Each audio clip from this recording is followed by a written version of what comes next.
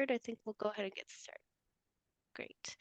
Hello, everyone. Thank you for joining us today. My name is Elena Crete. I'm the head of the Climate Energy Program here at SDSN, and I will be your moderator today.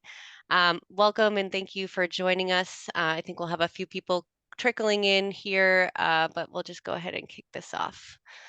So as many of you know, Secretary General Antonio Guterres asked for a doubling of energy efficiency measures and a tripling of renewable energy capacity by 2030 at COP last year. And in the US, we're seeing an unprecedented transformation of our energy system as we work to bolster resilience, improve affordability, and ultimately try to reduce our emissions nationwide. And these efforts really do require an all of society approach, one of which we need the private sector, government, and specifically academia working together to ensure a fair, equitable, and sustainable transition. So I'm excited to welcome you all today. This is going to be a short 1-hour program where we're going to hear from some of the thought leaders who are working on this energy transition in the United States, including a presentation of the 2023 Annual Decarbonization Perspectives report from Evolved Energy Research. Before we begin, just some quick housekeeping. I wanted to mention we will be having a short Q&A at the very end, so please use the Q&A box within the Zoom platform to submit your questions throughout the conversation. Secondly, we are recording today, so this is going to be later posted on the SDSN USA YouTube channel so that you can share it.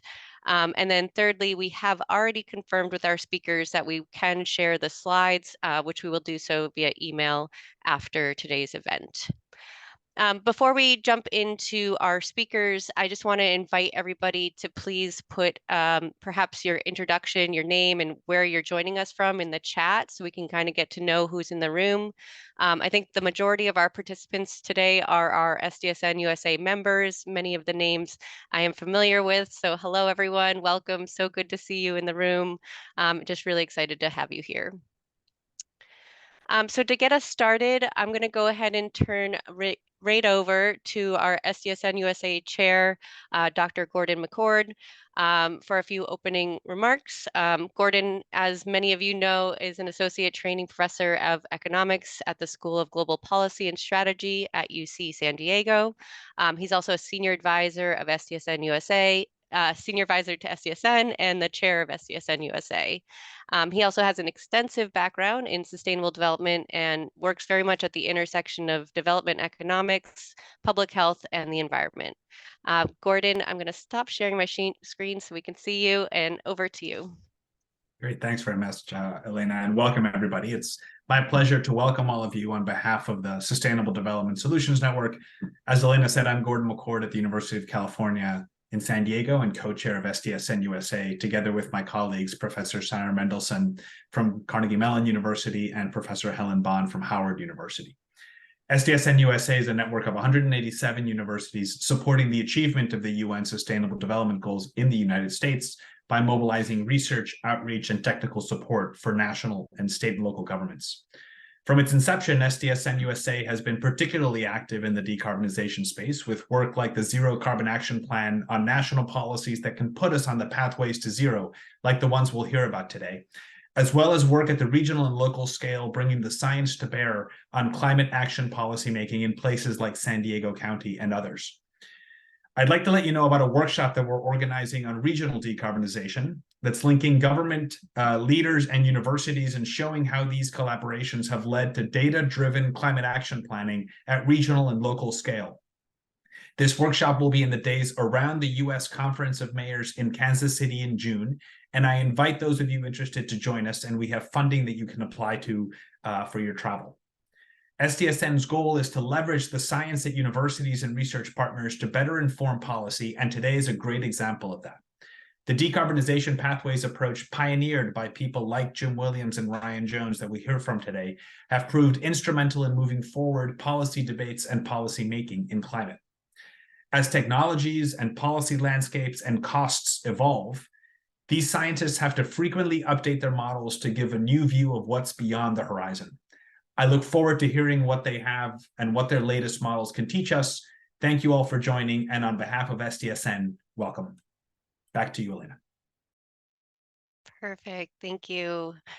And now, without further ado, we have two short presentations. So first, I'm going to turn to Chris Castro, who is the Chief of Staff of the Office of State and Community Energy Programs at the DOE.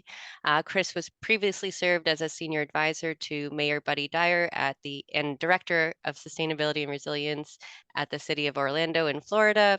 And he's been a close colleague and collaborator with SDSN USA for a few years. So Chris, you're going to give us about 10 minutes here, and then we will turn over to Evolve to give their technical presentation. Thank you. Perfect. Greetings, everyone. Thank you, Elena, Gordon, and the SDSN team for this great introduction to join your webinar today and really shed light on the incredible efforts happening across the federal government to decarbonize our economy, especially here at the Solutions Department, the U.S. Department of Energy. It's really, truly great to be with you all. And again, my name is Chris Castro. I've been a longtime SDSN fan and member, and actually really quickly over the last decade, I've had the pleasure of engaging SDSN and membership in various capacities. One in my role with the UN accredited NGO known as Ideas for Us, as we were implementing and continue to implement SDG action projects in communities here in the US and around the world. Secondly, as the Chief Sustainability and Resilience Officer in the City of Orlando, as we were first publishing our first voluntary local review of the SDGs and how City of Orlando as a local government was contributing and advancing the goals, and now serving in my role here as the Chief of Staff for a newly formed office at the DOE in advancing several of the global goals. So, we find ourselves at such a critical time in our history and a critical time for the world when we aim to really reinvigorate action around the SDGs for the second half of this campaign and ensure that we do everything that we can to advance a future that eliminates poverty and inequalities and protects ourselves from the environmental and climate crises that we're living through today, right? Here in the US, we are fortunate to see renewed leadership on these important issues of our time. The Biden-Harris administration came into office seeking to advance solutions to the public health and economic turmoil due to the pandemic, of course, tackling the climate crisis head on and addressing the reckoning with racial injustice that our country still endures and deals with today. But boy, have they delivered, and have we made incredible progress in just a short amount of time.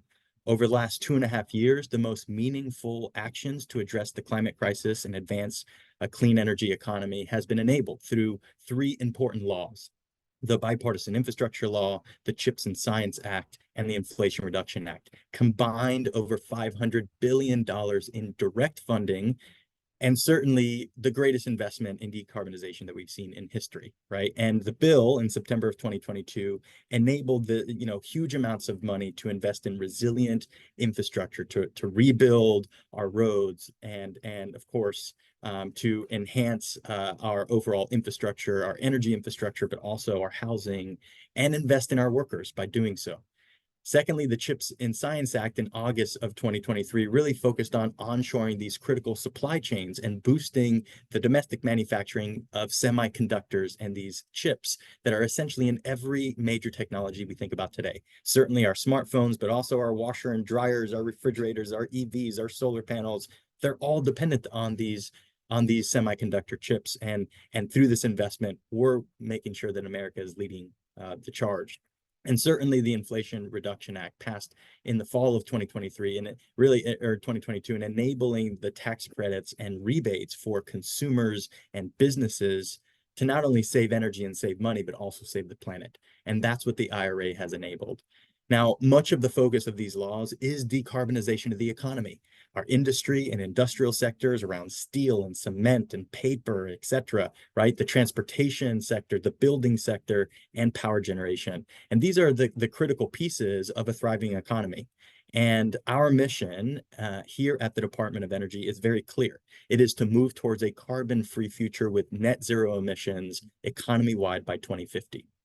So at DOE, due to the influx of all of this new money, Secretary Granholm quickly realized that we needed to realign the Department of Energy and essentially created a new function, a new office of the Undersecretary for Infrastructure, led by the Honorable David Crane, a private sector climate hawk who's come into the government to really help us deliver in this moment.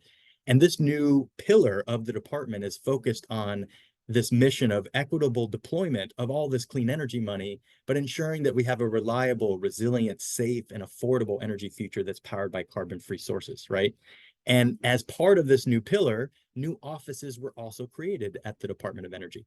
We know that these investments are going to require us to expand and modernize our grid because we're electrifying more of our vehicles and our buildings, relying more on that grid. So as a result, a new office called the Grid Deployment Office, or GDO, was created and has billions of dollars investing in transmission corridors, investing in local distribution grids to make sure that we're meeting the moment. In addition, the Manufacturing and Energy Supply Chains, or MESC, office was created. And this is really about meeting that mission of onshoring those critical supply chains and minerals and boosting domestic manufacturing here in America. And it's really exciting to see the renaissance happening because of these investments. In just 18 months, we're seeing hundreds of billions of dollars of private sector investment being leveraged and scaling this type of work. And so that's really exciting.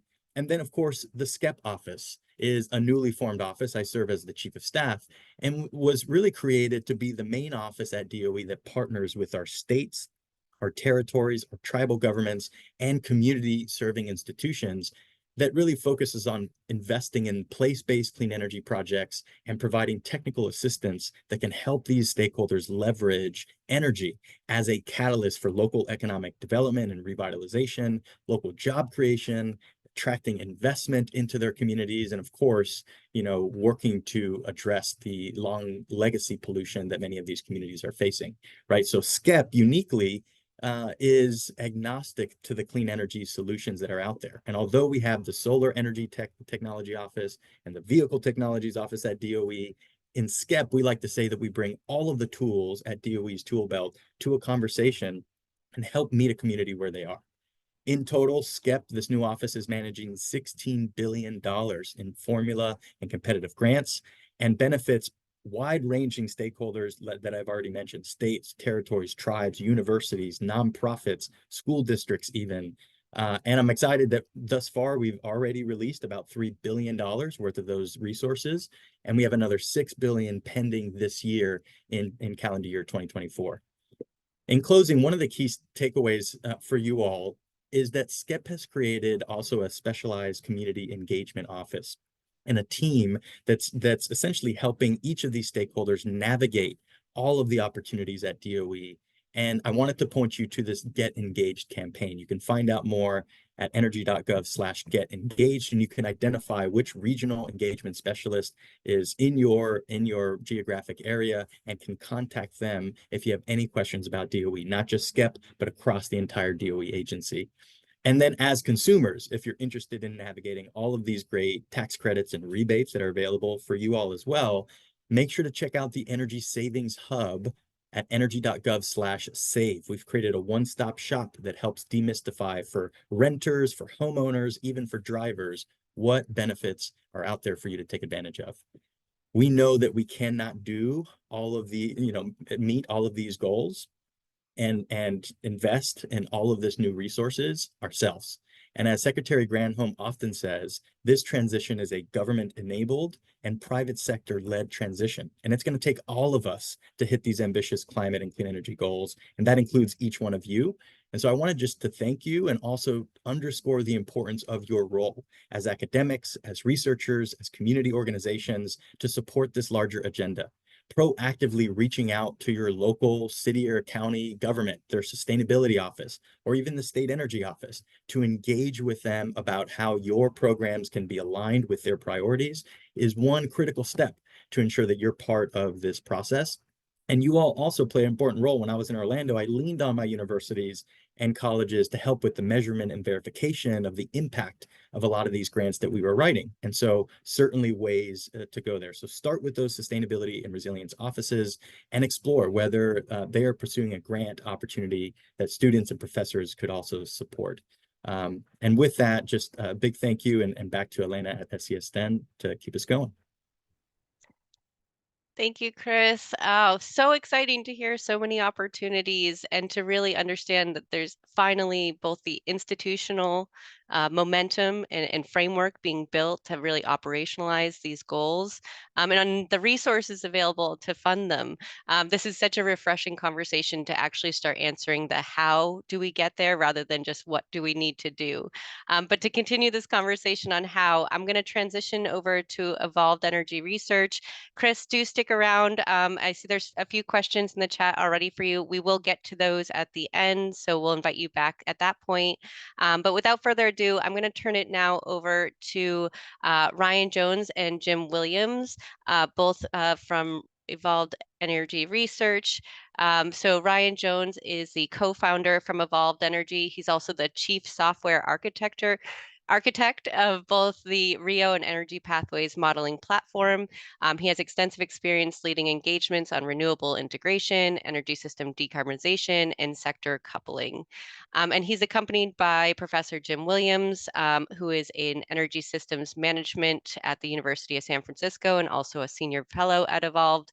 He's an expert on the energy transition and was an early leader in decarbonization modeling. He actually helped Evolve's first decarbonization perspective report and was a lead author in the original report on carbon neutral pathways published in the AGU Advances Journal in 2021.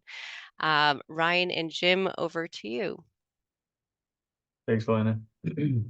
Jim, I'll let you kick us off. Hey, want to share your slide deck, Tom? Yep. I'm sharing my screen. Are you seeing it yet? Cover slide. Are you seeing it? Yes. No. Yeah. Great. Thank Okay. you. So just a word about the background of the research we're talking about today. In 2012, we asked what it would take to reach California's then goal of 80% reduction in greenhouse gases by 2050. And Jeffrey Sachs contacted us about that article, and this led to the formation of the Deep Decarbonization Pathways Project, which was initiated and co-sponsored by the SDSN. In the lead up to COP21 in Paris, our team did an 80 by 50 study for the United States, and this study had features that have been common to our research before and after that time.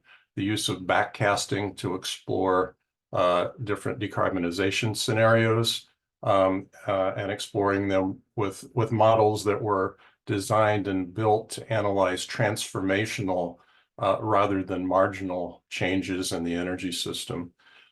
This work highlighted pillars of decarbonization and pointed to the need for things like sectoral coupling, such as e-fuel production, to make the best use of intermittent wind and solar resources.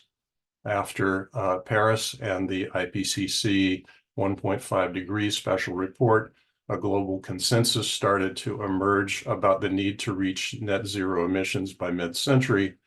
So in 2021, we published the paper that Elena mentioned a minute ago on reaching net zero in the United States. So the work we're presenting today is basically a continuation of this line of research. Ryan? Thanks, Jim. Okay, so I'm going to give an introduction here to our Annual Decarbonization Perspective, or ADP, and then walk us through a few of the results before handing it back to Jim for the rest of the conversation. So I'm reminded of the Eisenhower quote here whenever I talk about the ADP, which is, plans are useless, but planning is indispensable.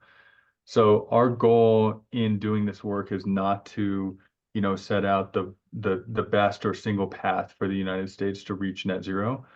But we think this process by which we kind of explore low emissions pathways can aid in all sorts of decision making, but throughout government and also private industry. So this type of work helps governments and make good policy, inform different goals, helps private companies think about R&D investment for capital heavy businesses, which include electric utilities. They need to make investments today for infrastructure that's going to be around in 2050 or beyond, and need to understand that long-term context.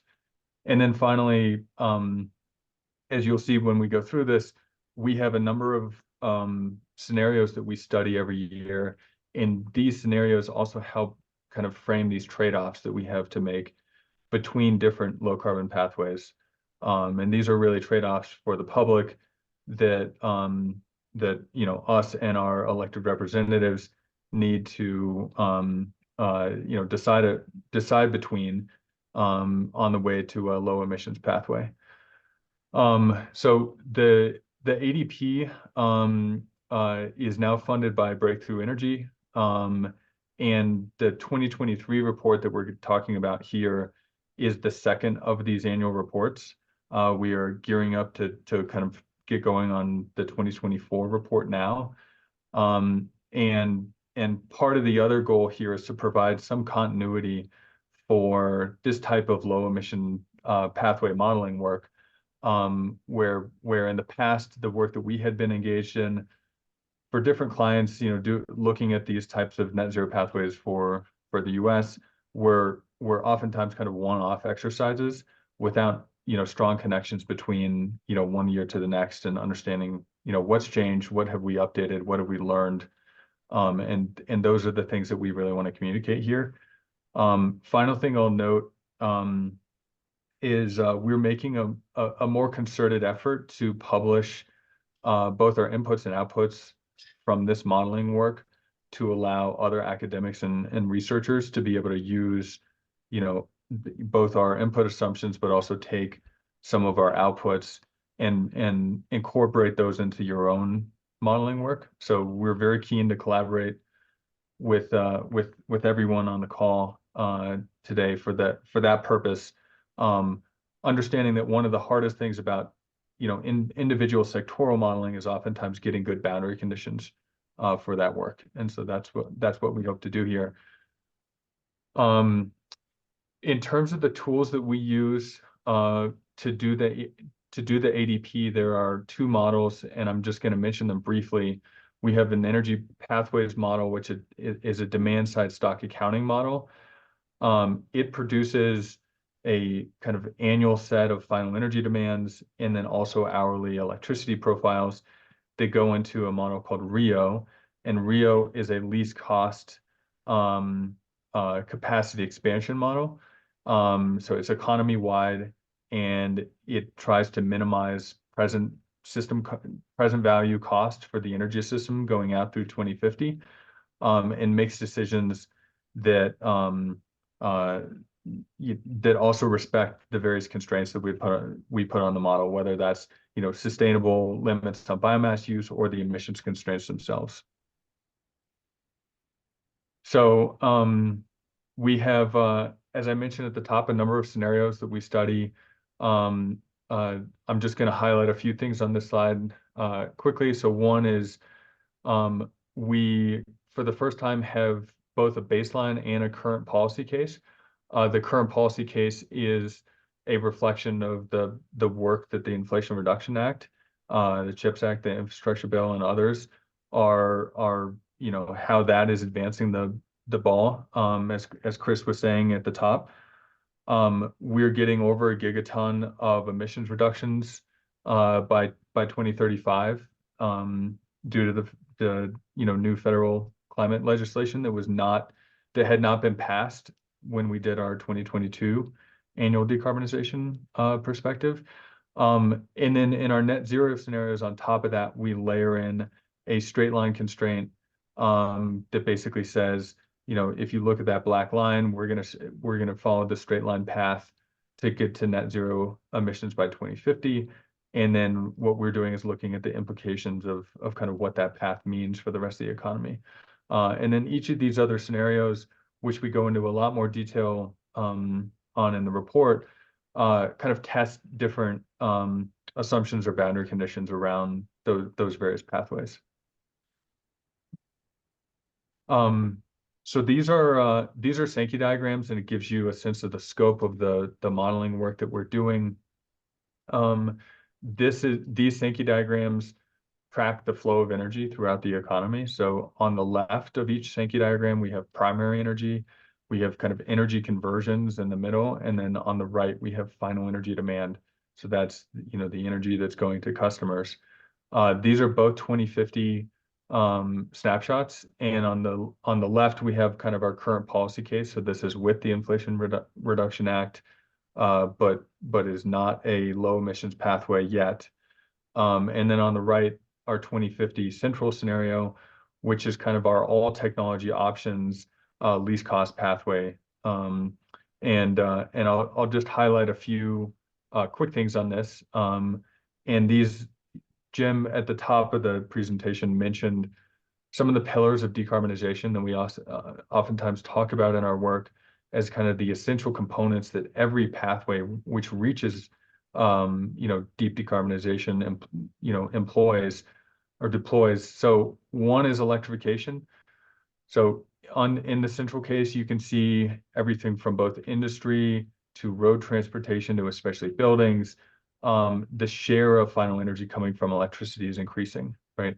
That electrification also has additional efficiency benefits, and in the you know, on-road transportation or in buildings in particular, you can see that. Where in buildings, for example, we have, you know, in there on the left, 20 exajoules of final energy demand.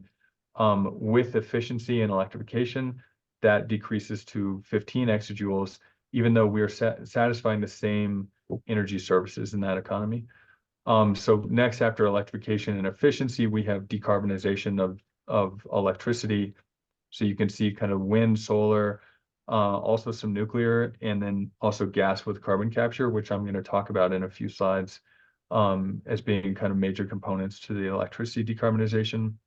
And then finally, the final pillar, which you can't really see here, but I'll just quickly mention is kind of carbon management. So carbon capture, whether that's on biomass, whether that's on fossil generation or direct air capture, because CO2 and carbon is a very important both feedstock in the chemical industry and also component to fuels throughout the economy. Some ability to kind of capture and manage that carbon and then use that in the best ways, we have found to be another essential component to many of these net zero pathways. So another number of kind of key insights here and that we are drawing out and we'll talk through in the slides. So I'm not going to read through these now, but I'm going to start going through kind of some of the sectoral details that we found in this year's report. So the first one, and this is I think a very exciting slide in terms of just quantifying the impact that the Inflation Reduction Act has. So on the right, the figure shows the emission shadow price, which is another way of saying this is the CO2 price that needed to be applied to the economy to reach that straight line path to net zero. And you can see that shadow price with and without the Inflation Reduction Act. And so the impact of the Inflation Reduction Act is roughly $80 to $100 per ton in 2050 in terms of the emission benefits it's giving us. Also importantly, for the things that are not directly targeted by the carrots that are in the Inflation Reduction Act, there can be less incentive to kind of further pursue emission reductions in those places. And so, just to highlight coal retirement, enhanced land sink, some of the non-CO2 reductions, relative to the case that does not have the Inflation Reduction Act, each of those don't get as quite as much emphasis within the modeling outcomes or results that we're looking at. So the next thing, and this also relates to Inflation Reduction Act, which is the federal incentives and tax credits are translating to large direct cost savings for direct spending on energy. So the figure on the right is showing net energy system cost for each of these scenarios. These are comparisons between current policy central and then central without the Inflation Reduction Act relative to the baseline scenario. And so you can see the current policy case reduction, we have a reduction on spending on energy, and that's largely driven by the tax credits. And then comparing central and central no Inflation Reduction Act, you can see that the tax credits have really further reduced the cost of reaching net zero. And so this $68 billion in 2050 relative to the baseline is the lowest cost scenario that we have run that kind of reaches these levels of emissions reductions when just looking at the cost on the energy system. I mentioned gas with carbon capture before, and one of the outcomes of the modeling that we found this year was with the IRA 45Q tax credits for carbon capture and sequestration, in addition to the emissions cap that we put on the model, it drives more gas with carbon capture in the power system than we have seen in the past. So that's what we're seeing here in the figure on the right. That kind of light tan color is gas with carbon capture.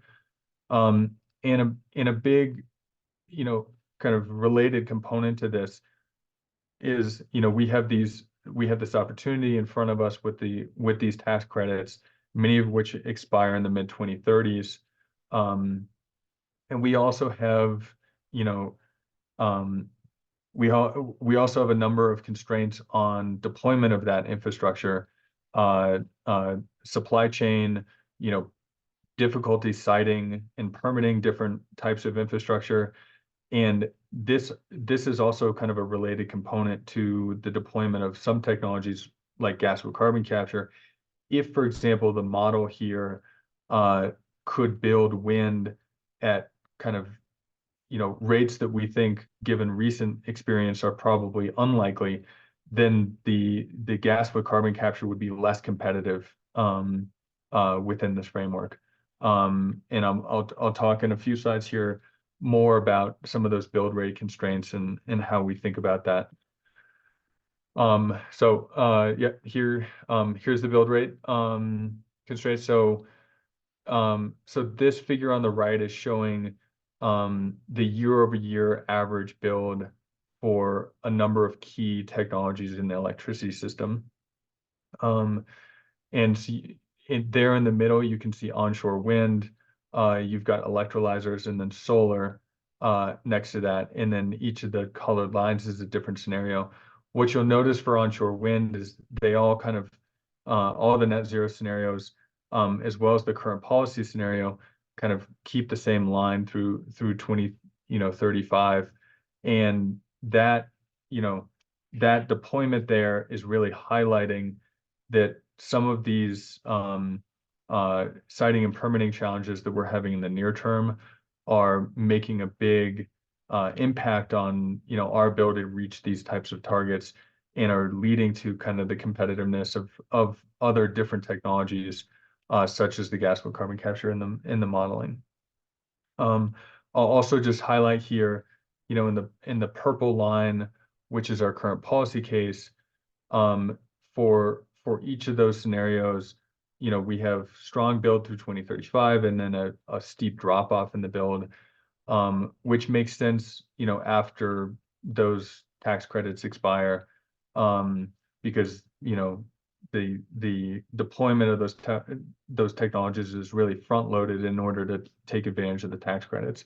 So it kind of highlights, the ongoing need for additional incentives to reach these targets once the Inflation Reduction Act ends there.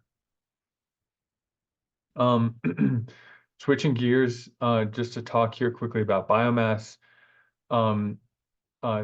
We have seen some interesting kind of evolutions in the various biomass technologies that we're seeing out in industry. And so the big one that we're that we've highlighted that is new this year is ethanol to jet fuel.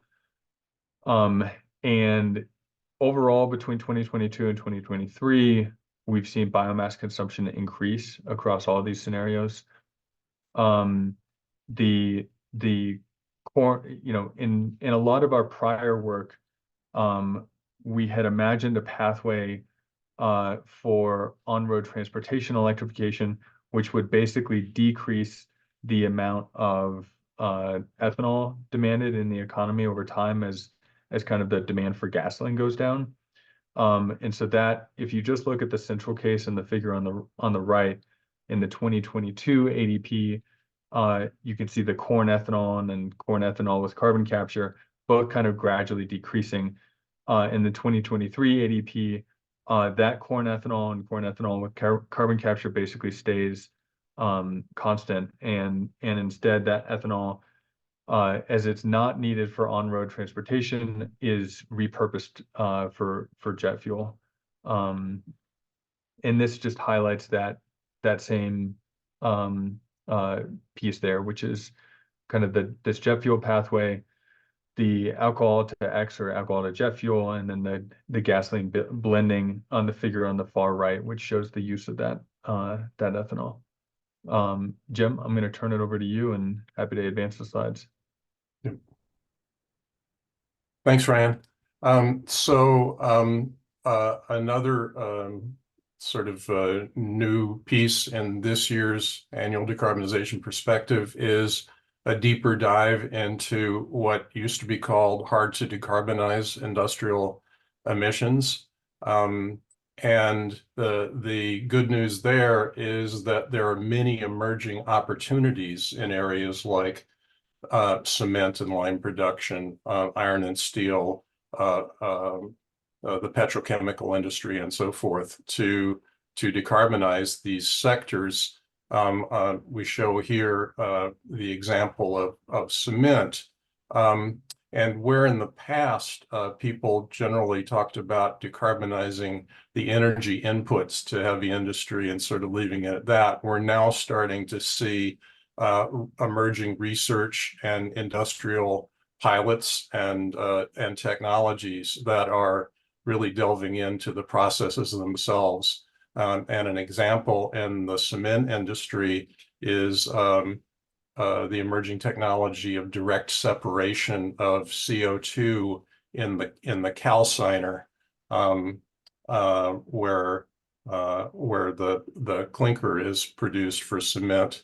And what that does is produce a highly concentrated CO2 stream that is much more cost-effective to capture and sequester. There's no clear winner yet, I would say, in cement or iron and steel or other heavy industries, but that means it's a wide open field for experimentation and new research. And as mentioned earlier, the tax credits and incentives associated with the new policies are definitely providing a boost to this kind of work. Next slide. Another thing that we dove into this year was looking at the retrofitting of existing thermal power plants. As older fossil fuel plants are retired, there's an opportunity to repurpose these facilities, taking advantage of existing infrastructure such as high voltage substations that are located there, plus providing opportunities for existing workforces. In an electricity system with high levels of variable generation like wind and solar, there's a need for non-emitting sources of dispatchable power to maintain reliability. And we found in our analysis that in many cases, retrofitting of existing plants was economically preferable over greenfield development for constructing such facilities. Again, this is an area for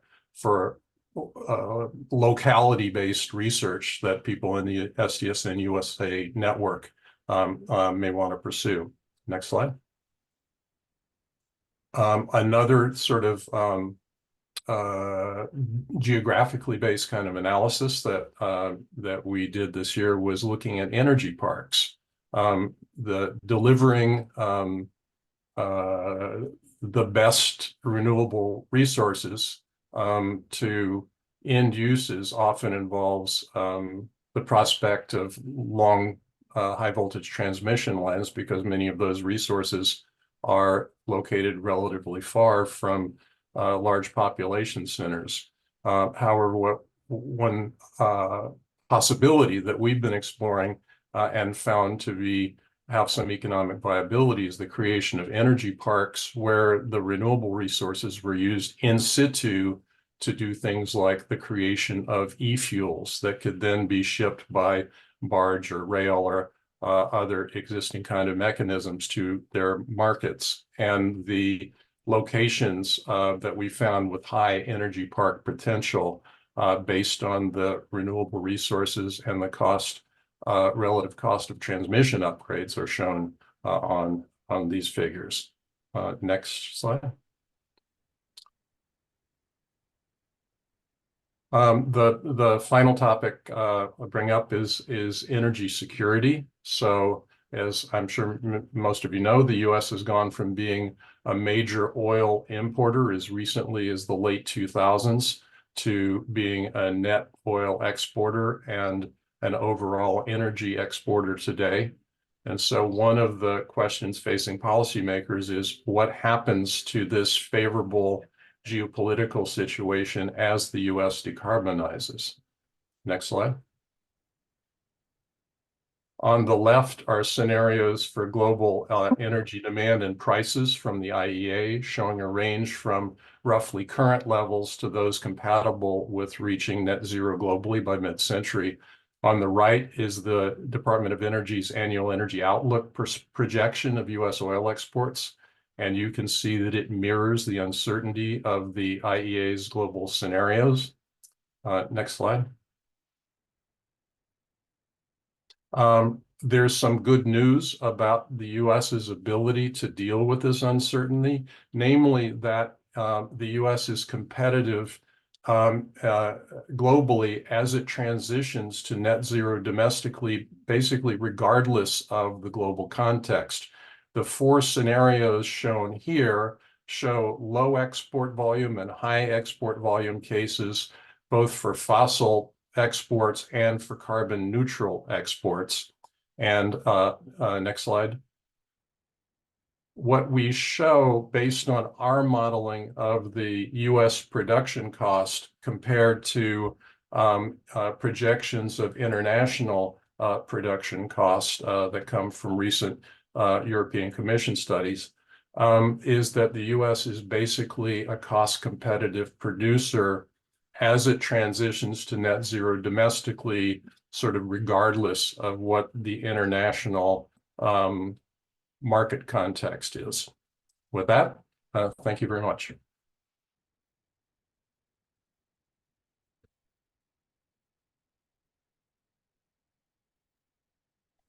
Thank you, Jim and Ryan. That was amazing. Oh, sorry. Here I am. That was very, very helpful. Chris, if you want to also jump on and join us back here for a bit of Q&A, we have a few more minutes here.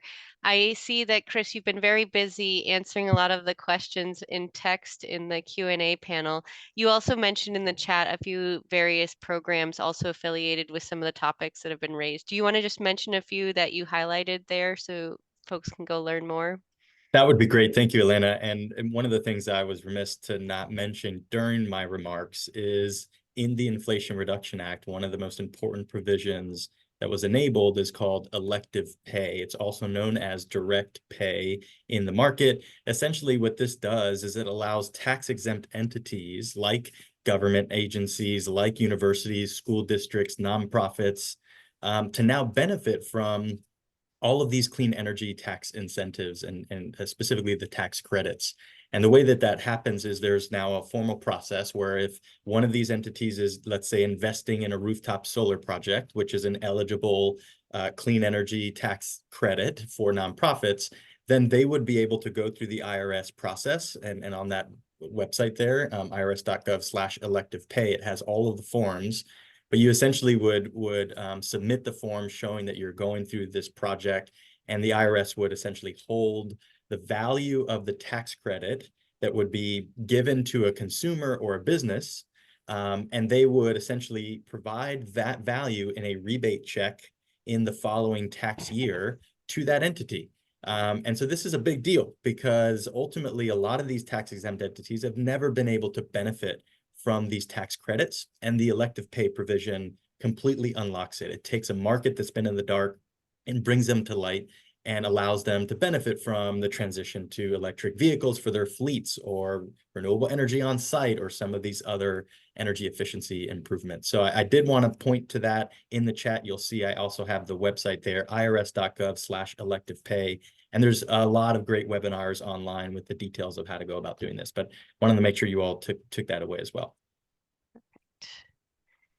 Great. I see there's one question in the chat. It's a little bit off topic as far as the implications of AI on our larger workforce, but maybe we could try to target it specifically with the energy transition. And so whether we're talking about within the planning process and some of these really cool modeling tools, Ryan, that you're sharing with us today, or even just in the manufacturing process of all these components that we're trying to scale up rapidly. Do you guys have any thoughts or reflection on the opportunity or risk of AI in these spaces? Well, maybe I'll just make one observation, Elena, which is, those of us who have been doing this type of decarbonization modeling for a while have kept ringing the bell about the coming faster electricity load growth in the power sector. And that's because of all the electrification that we were showing. I think 2023, end of 2023, and now 2024 is finally the time when all of a sudden we are seeing big load growth happening across the US. And part of that is the AI story. There is, more demand for new data centers than most utilities kind of know what to do with. We're also seeing, from the 45V tax credit, interest in deploying hydrogen. We're seeing obviously electrification of vehicles. And then we're also seeing a lot of new onshoring of manufacturing due to different IRA incentives. So especially in the Southeast, new factories, new businesses coming online, and all of that means that the kind of electric load growth assumptions have been revised up basically across the country. It's a very pragmatic I'll just say, response. Yeah, go ahead, Chris. Yeah, I was just going to say quickly that the Department of Energy and the 17 national labs in the DOE footprint have invested in AI since the early 1960s, actually, really developing a lot of the tools along with data science and high performance computing and others. And now there's actually a recent report that DOE came out looking at how we intend to leverage artificial intelligence to advance the clean energy future and mitigate risks of, cybersecurity risk or risks in AI itself, whether it's non-proliferation, whether it's biological or chemical or critical infrastructure, you name it. And so I just want to, I'll find the link and I'll put that in the chat, but there's a tremendous amount of work that's being done to figure out how do we leverage these technologies to truly accelerate the work that we're doing. And one of the ones that come to mind for me is there's an initiative here at DOE called Clean Energy to Communities, C2C for short.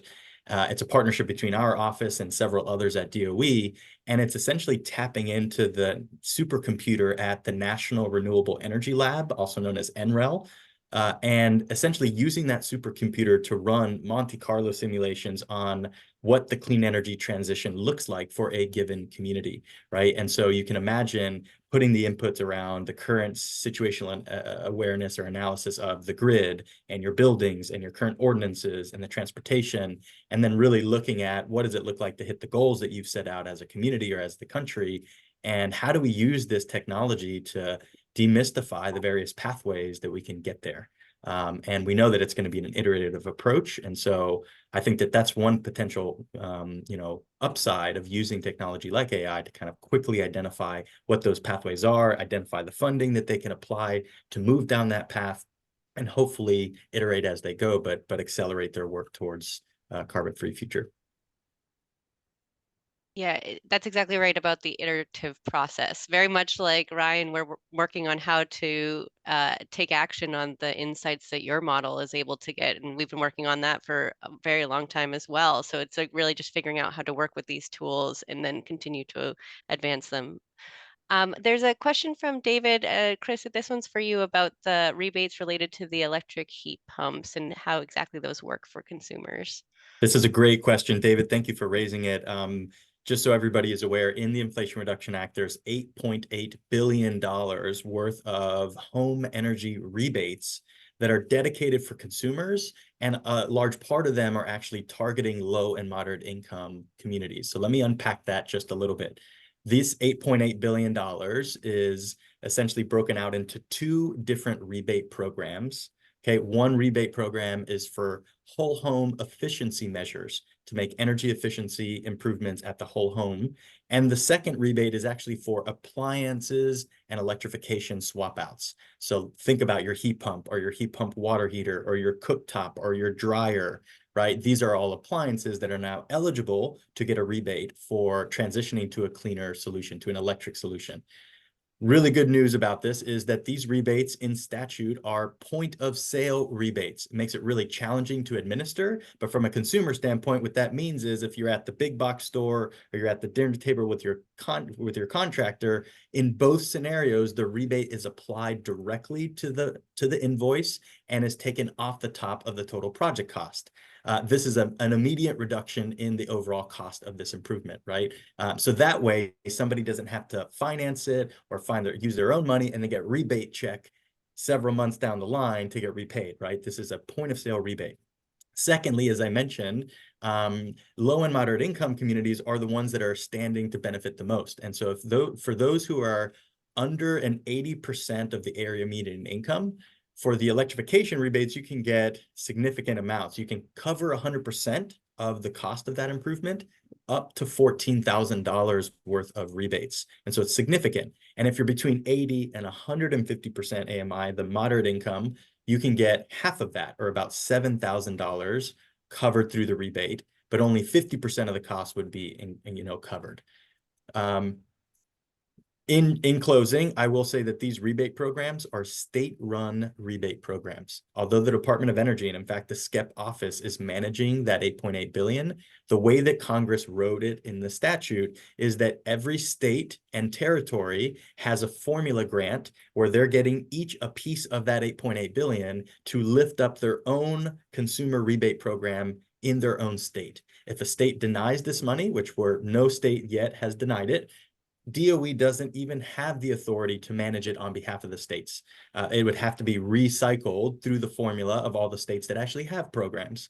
So I did want to just point you to, and I'll put it in the chat, one of the sites that we've developed to make sure that you all are familiar with the program status of the rebates. And so you can look on this map that I'm going to put in the chat, and you can look up at your state and you'll identify how much your state is going to get for the rebates, what department at the state level is managing that rebate money, and what status are there? Have they applied for the money to DOE yet? Are they in the process of applying? States, I will tell you, are in all different places because they're trying to prioritize all of the funding, not just from DOE, but EPA and HUD and all these other agencies. So there is quite a differentiation of where the states are in the rebate program.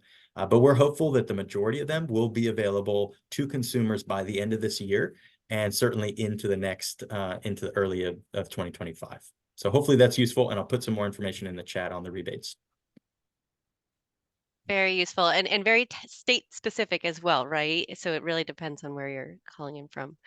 Gordon, I know you had a couple questions, so I wonder if we could open up and turn over to you if you want to. Or just a few quick ones for Ryan and Jim, and thanks for bringing us up to date on your latest. The first is on a number that I've always found very useful in terms of thinking about the overall problem, which is when you've calculated essentially the cost of decarbonization all the way to zero as a percentage of GDP. If I remember, that number has hovered around 4% in previous analyses of yours. That may be mistaken, so please correct me. But then how has that number changed in the 2023 revision? You presented some numbers in dollars that had gone down. I was curious as to whether that was inclusive of government outlays or not inclusive of government outlays. And then the second was about biomass and the biomass to jet fuel. I work, as you know, a lot on the land sector, so I saw that you basically are keeping the land footprint constant, which is good, but it's a choice. So what one might think about that if this really went to scale, the production of jet fuel from corn ethanol. But secondly, if you do keep the land footprint constant, roughly what percentage of jet fuel demand would you be satisfying, do you think? Yeah, I can answer those. So I think in previous work, Gordon, we've typically found that it's roughly 1% of GDP, as kind of the transition on a net basis. Of course, there are big winners and losers that kind of hides, because big flows in kind of where that money goes throughout the economy. I would say now we are less than 0.5% of GDP in this work. The figure that I've shown does not include the government outlays for taxes. So, for those incentives. So that's just looking at energy system spending. If you were to include everything, then you haven't, it's a transfer payment, but you haven't actually reduced the cost of the transition. You also asked about the ethanol to jet fuel pathway. So with all the ethanol that we grow today, or corn that we grow today and devote to ethanol, which is about half of all the corn in the US, we could cover about 1/3 of our jet fuel demand in 2050. And I think there is some justifiable concern about that pathway and the amount of corn produced for ethanol actually increasing, and what kind of knock-on effects on the land sector that could potentially have. So that's something that we didn't look at closely here. We're doing another study right now that looks more specifically at some of these biomass questions, Gordon. And one thing that we have found is that based on some estimates from literature about induced land use change from devoting what is essentially, the breadbasket of the US to producing fuels rather than producing food, and looking at how that induces land use change elsewhere. If you take some of those emissions factors and actually put them in the growing of the corn, you find that that's no longer the least cost pathway, right? So we have certainly choices to be made, where, with respect to how we approach this transition and what types of biomass feedstocks kind of count, what do we use under different policies, and how could, but I would emphasize that we have to think hard about those questions. I think we've already seen, from Europe and others, like the unintended consequences that can happen from biomass policies gone awry.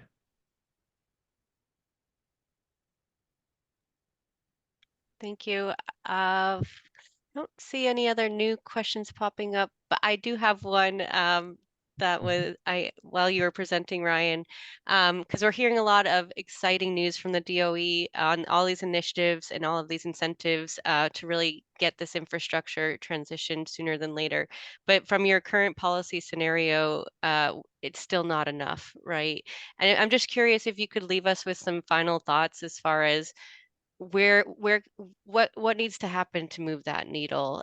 Is it a financing? Is it a project pipeline? Is it literally, we hear about the grid all the time being kind of an enabler or a roadblock for the transition, but just curious from your work, where can we be hopeful, or should we start to really dig in and work on to accelerate the transition? Yeah, I mean, I guess one thing I would leave us with, Elena, is that the Inflation Reduction Act, because of the constraints around getting that bill passed, right? This is largely a package based on incentives and carrots, and it's really hard to carrot yourself all the way to net zero, right? There are places in the economy whether that's industry, or whether that's in the fuel sector, where, you know, we need to eventually have some kind of premium put on a dirtier option relative to the cleaner option. And unfortunately, fuels like natural gas in the US, both fortunately and unfortunately, right, are very cheap, right? And it can be very hard, for example, in industry to induce electrification and a move away from natural gas for certain end uses just with, you know, tax credits for renewables.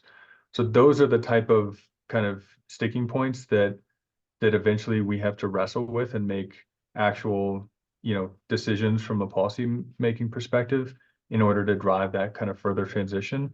But I would say, based on all the work that we've done on the Inflation Reduction Act, it is a very good down payment, you know, on the way to net zero, right?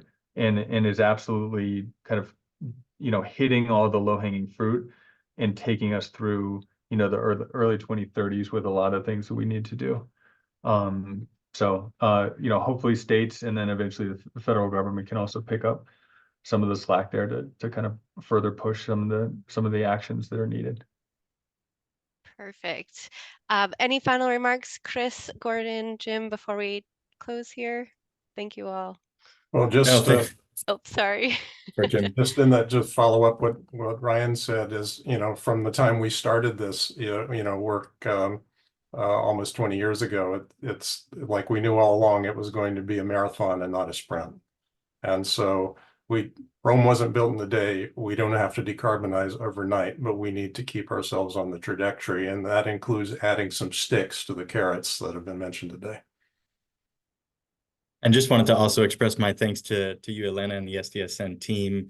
We know that we are just getting started in this transition. And as I mentioned in my remarks, we truly see this as a government-enabled, private sector-led transition and working in tandem with the private sector to leverage, quite frankly, the trillions of dollars that we need to match the government investment, the public investment that we have made into this transition. I did put in the last link in the chat there is our first government assessment of the GHG reductions as a result of both bill and IRA. And it really says that we're getting about 40% of the way there of, you know, and our goal by 2030, and our goal is 50 to 52% by 2030. So certainly doesn't get us all the way there, but we're hopeful that this does start to spur the private sector to match, to leverage, and to create new business models that can help us meet the important moment that we're in. So looking forward to seeing this transition and continue to see DOE as a partner in this transition.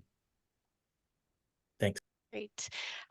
Perfect. And then on that note on implementation too, I'll remind everyone, Gordon mentioned his opening that we're going to be having a workshop this summer alongside the U.S. Conference of Mayors.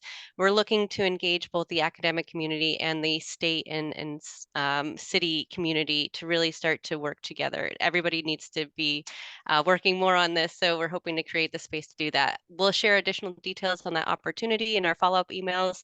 Thank you to all of our speakers and to our participants. Apologies for going a few minutes over, and have a wonderful day.